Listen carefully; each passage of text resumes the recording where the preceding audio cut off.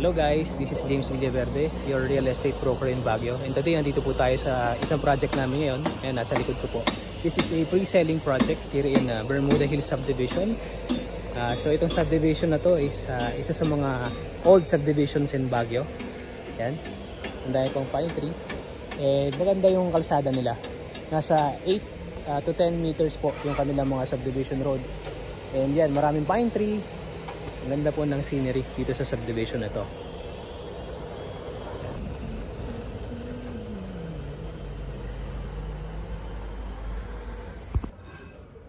So isa po ito sa mga sample finish project po natin. Ayan, so almost the same po nito yung finishes and exterior nitong project natin. Yan, pag natapos yan. Ayan, so nabili na po itong house na yan. Kami po ang nag-build na.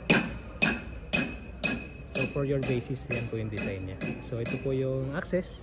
Napakaganda po ng scenery, ano? Daming pine tree. Tsaka maganda yung kalsada.